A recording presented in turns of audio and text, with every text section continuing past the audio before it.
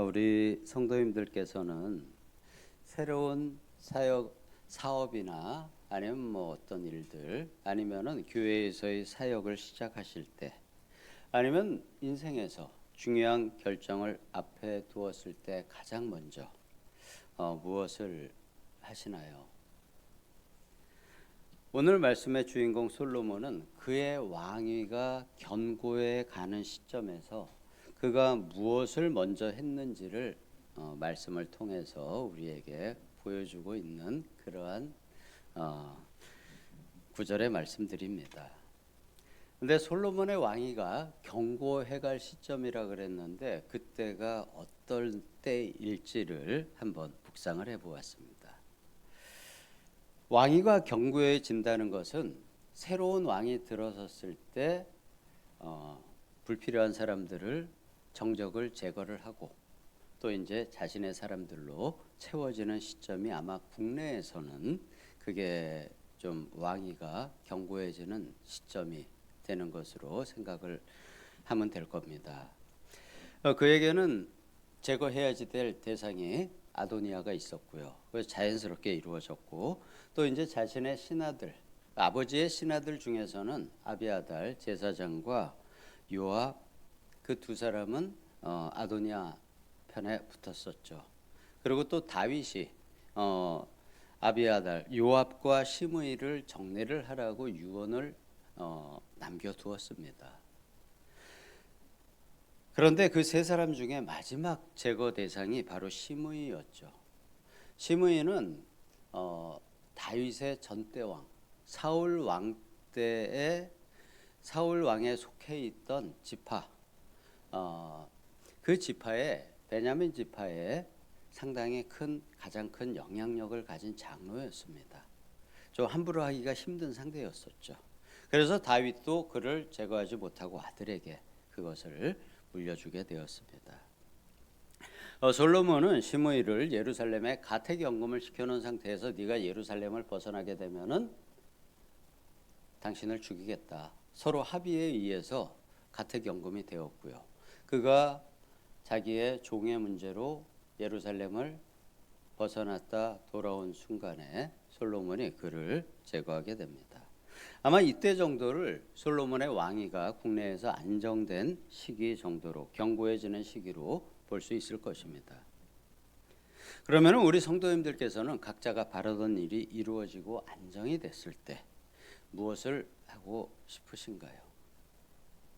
솔로몬은 이때 온 이스라엘의 지도자들을 이끌고 기브온으로 갔습니다.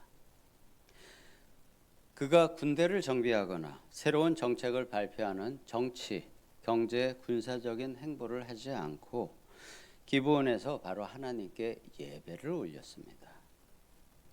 그런데 왜 기브온을 택했을까요? 예루살렘에는 다윗이 가지고 온 언약궤가 있었습니다.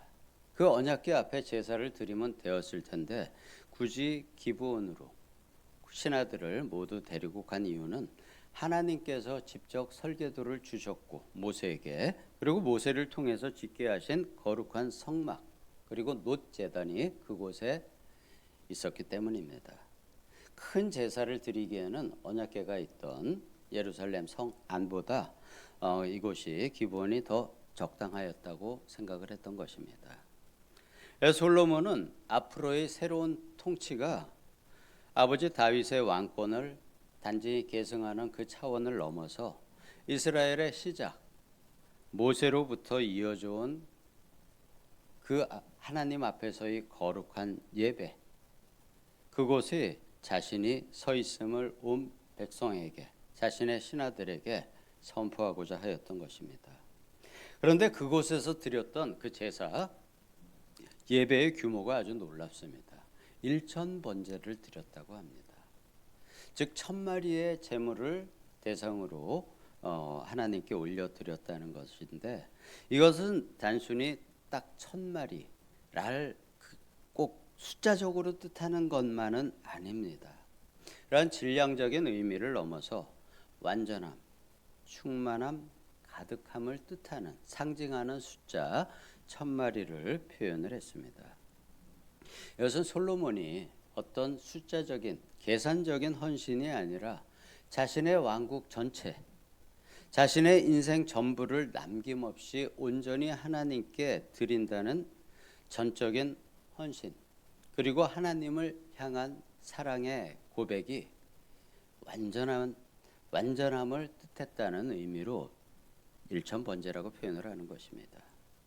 이처럼 압도적이고 자발적으로 드린 예배가 하나님께서 이스라엘을 향하여 인생 전부를 하나님께, 그것이 이스라엘을 향하여 하늘 문을 활짝 여는 그러한 열쇠가 된 것입니다. 우리 성도님들께서도 저도 마찬가지로요, 인생의 전부를 한번 하나님께 드려보십시오. 이 인생 전부에는 내 인생의 전부, 내 시간의 전부, 내 마음의 전부를 뜻하는 것입니다. 이러한 것들이 일부만이 아니고 정말 내 인생, 시간, 내 마음의 전부, 또 내 자녀의 모든 것을 하나님께 올려드려 보시기 바랍니다. 그리고 하나님의 응답을 기다려 보십시오. 다윗과 솔로몬이 받은 응답과 그 축복, 그것을 아마 그대로 받으실 수 있을 것입니다. 역대기 기자가 이것을 우리에게 이렇게 글로 남겨주었고, 하나님이 그 역대기의 저수를 우리에게 전해주신 의도는 이것을 완전하게 행해 보라는 것입니다. 솔로몬이 올려드렸던 일천번제, 그것처럼 우리도 모든 것을 온전히 해보라는 것입니다. 그러한 하나님의 배려이고 권면이자 명령입니다.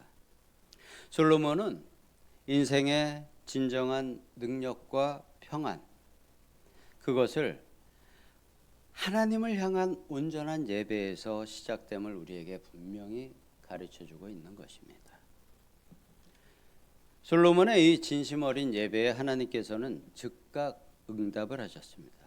바로 그 밤에 나타나서 물으셨습니다. 내가 네게 무엇을 주랴? 너는 나에게 구하라. 이 질문은 축복의 초대인 동시에 솔로몬의 마음 중심을 확인하시는 하나님의 또 다른 거룩한 시험입니다. 솔로몬은 자신의 왕국을 영원히 지켜줄 부나 재물이나 영광을 구하지 않았습니다. 10절의 말씀처럼 주는 이제 내게 지혜와 지식을 주사 이 백성 앞에서 출입하게 하옵소서. 이것은 아시다시피 재판의 지혜와 지식을 구한 것이죠. 이렇게 많은 주의 백성을 누가 능히 재판하리이까? 이스라엘 백성을 자기 백성이 아닌 주의 백성으로 표현을 하였습니다. 이 많은 주의 백성을 내가 어떻게 재판을 하겠습니까? 나의 백성이라고 표현을 하지 않았습니다. 하나님께서 그 마음을 받으셨습니다. 그의 이기적인 야망이 아닌 하나님께서 맡겨주신 백성을 향한 거룩한 사명감을 바탕한 그러한 간구였습니다. 이것이 바로 하나님의 거룩한 시험을 통과하게 된 것입니다. 우리 보통 부모는 나의 자녀가 내 자녀가 아닌 하나님의 자녀로 먼저 생각하기보다는 나의 자녀로 먼저 생각을 할 수가 있죠. 그러지 말라는 것입니다. 또 교회에서 우리 목회자들은 성도들을 나의 성도가 아닌 주님의 성도로 대하라는 그러한 권면입니다. 사역을 맡고 계시는 분들도 역시 마찬가지입니다. 하나님이 솔로몬의 이러한 마음에 깊이 감동을 하셨습니다. 그래서 11절에 이러한 마음이 내게 있어서 오직 내가 내 백성을 다스리게 하기 위하여 지혜와 지식을 구하였으니 라고 말씀하십니다. 하나님 역시 이스라엘 백성을 솔로몬의 백성이라 하지 않으시고 나의 백성이라고 솔로몬에게 이야기하십니다. 하나님은 이렇게 솔로몬의 마음을 보신 것입니다. 솔로몬도 하나님의 마음을 알았던 것이죠. 하나님께서는 솔로몬을 이렇게 기특하게 여기셔서 그가 구한 지혜와 지식은 물론이고 그가 구하지도 않은 부와 재물과 영광까지 선물하셨습니다. 그리고 그 결과가 13절에서 17절까지 펼쳐지고 있습니다. 군사력이 막강해지고요. 경제는 예루살렘에서 은과 금이 돌처럼 흔하게 되고 백향목을 평지에 뽕나무같이 많게 하셨다고 표현할 정도로 풍요로움을 누리게 되었습니다. 물론 솔로몬의 이 군사적인 구함 그리고 또 말년에서의 중년이겠죠. 그때 어떤 솔로몬이 지은 죄가 있지만 그거는 이제 그때 솔로몬의 풍요함으로 인해서 좀 타락해간 마음이고 하나님 젊었을 때 솔로몬이 바로 이러한 모습으로 하나님의 복을 받게 된 것입니다. 이것은 마치 예수님께서 가르쳐 주신 그의 나라와 그의 의를 먼저 구하라. 그리하면 이 모든 것을 너에게 더하시리라. 라는 이 하나님 나라의 원리가 구약 시대에 이미 성취된 예표를 보여주는 것 같습니다. 참된 번영은 우리가 힘써서 추구해야지 될 목표가 아닐지도 모릅니다. 하나님과의 관계를 먼저 바로 세우고 예배의 자리를 회복하고 거룩한 사명을 위해서 하나님께 지혜 또는 다른 필요한 것을 구할 때 주님께서는 새로운 것을 구하라고 하셨죠. 주님은 사랑을 강조하셨습니다. 그러한 하나님의 지혜와 사랑을 구할 때 하나님께서 약속의 선물로 부어주시는 복된 결과가 참된 번영이 되는 것입니다. 그래서 진정한 풍요함은 바로 하나님께서 함께 하심으로 인해서 흘러나오는 그 은혜의 강물인 것입니다. 역대기의 저자는 바벨론 포로에서 돌아와 절망 속에 있던 이스라엘 백성에게 이 솔로몬의 이야기를 들려주면서 분명한 메시지를 전하고 있는 것입니다. 무너진 나라를 재건하고 잃어버린 영광을 회복하는 길은 다른 데 있지 않습니다. 오직 하나님께 온전한 예배를 드리는 것에서 모든 회복이 시작됩니다라고 이스라엘 백성들에게 알려주는 것입니다. 오늘 우리 삶에 우리는 기본을 찾아가야 합니다. 내 시간과 나의 재물과 마음을 온전히 드리는 일천번제를 우리는 항상 하나님께 올려드려야 합니다. 바로 그러한 마음으로 하나님을 대하고 이 세상의 모든 것을 대해야 합니다. 우리가 만약 예배보다 하나님의 무엇인가 보다 앞세우는 세상의 무엇 그리고 계획이 있다면 오늘 말씀의 솔로몬처럼 영적 예배를 회복하지 못할 것입니다.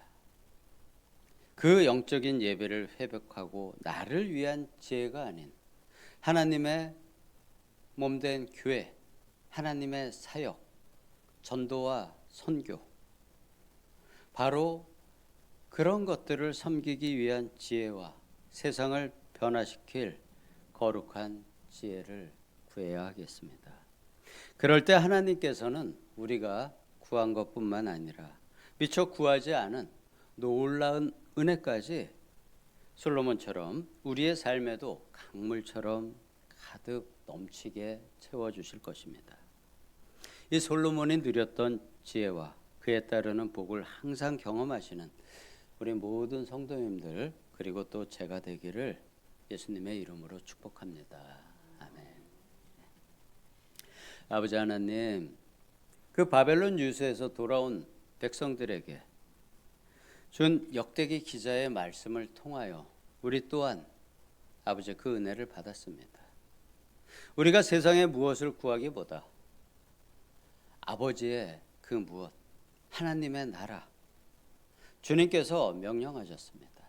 그 나라를 전파하고 가르치고 모든 것을 고치라고 그 3대 사역을 위해서 이 땅에 오셨고 또한 그 남은 사역을 우리에게 행하라고 주님께서 권면하고 명령하셨습니다.